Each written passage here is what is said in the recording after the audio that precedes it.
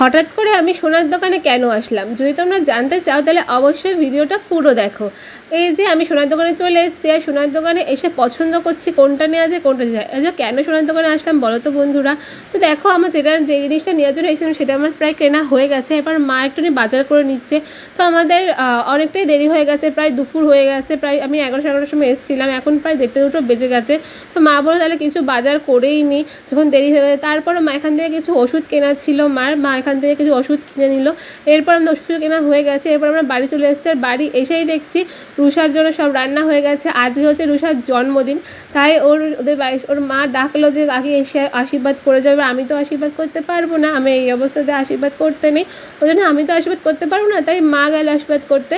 তো দেখো এখানে কত রকম কত কিছু ওকে রান্না করে দিয়েছি, সাজিয়ে গুছিয়ে দিয়ে, দেখতে তো খুবই ভালো লাগছিলো। প্রত্যেক বছর আমি আশীর্বাদ করতে পারি, কিন্তু এইবারই আর পারলাম না। সবাই করলো, আমি আর পারলাম না। তো দেখো মা ওকে টাকাটা দিচ্ছে, টাকা পেয়েও প্রচুর খুশি, সবাই ওকে টাকা দিচ্ছে, আশীর্বাদ করছে, পায়েস খাচ্ছে। বাবাও তো প্রচুর আনন্দ, আর খুব ভালো লাগছে। আর বদমাশিও প্রচুর করছিল।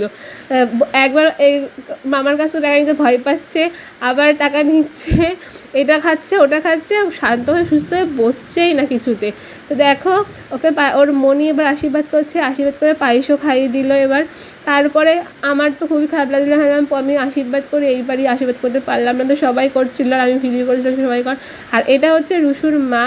তো তোমরা তো ওকে ভিডিওটা বেশি দেখো না রুষার মাকে, তো এই আমার ভিডিওতে দেখে নাও। এটাই হচ্ছে রুষুর মা, তোর মা ওকে আশীর্বাদ করে দিল। আর দেখো কত লজ্জা পাচ্ছে, লজ্জা একদম মুখটা লাল হয়ে গেছে এমন মনে হচ্ছে। তো কীভাবে তাকাচ্ছে দেখো, আর তাকাচ্ছে মানে ভয়ও পাচ্ছে। আর বলছে আমাকে ভিডিও করবি না, আমাকে ভিডিও করবি না, একদম ভিডিও করবি না। অন্য সময় ভিডিও করতে এক পায়ে খাড়া, আর হচ্ছে যখন এই সে ভিডিও করছি আর ভিডিওতে একদম করতেই চাইছে না। তো এবার রুষুকে আমি কী দিলাম কিনেছি সেটা তোমাদের দেখাবো। আর এই দেখো এটা হচ্ছে রুষার কেক। তো ও জন্মদিনটা বেশি বড় করে সেলিব্রেট করা হয়নি, ছোটোখাটোভাবে সেলিব্রেট করা হয়েছিল, কারণ ওদের বাড়িতে ও দাদা একটু অসুস্থ ছিল, ওর জন্য খুব বড় করে ওর জন্মদিনটা সেলিব্রেশন করা হয়নি, খুব ছোটোর মধ্যেই করা হয়েছিল। তো আমি রুষার জন্য কী আনলাম বলো তো। তো যেটা আমি এনেছি সেটা হচ্ছে এটা আমি হাতে পরিয়ে দিচ্ছি। তো কী এনেছি দেখো।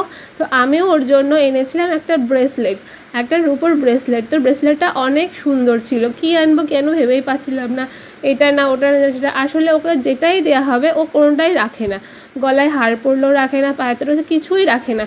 তো আমি ভেবেছিলাম ধর এটাই কিনি, অনেক খোঁজার পর কিনেবো ভেবে পাচ্ছিলাম। তারপর এনেছি ব্রেসলেটটা আনার পরও ব্রেসলেটটা অনেক বড় হয়েছিল। ব্রেসলেটটা আনার পর আবার সেই ব্রেসলেটটাকে কাটাতে হয়েছে, কাটিয়ে হাতের মাপ করে দেখো মুখটা কেমন করছে, এত বদমাশ হয়েছে কী আর বলবো, প্রচুর বদমাশ হয়েছে। ওর হাতে কিন্তু একটুও লাগছে না, কিন্তু মুখটা এমন বদমাশের মতন করছে যে কী বলবো।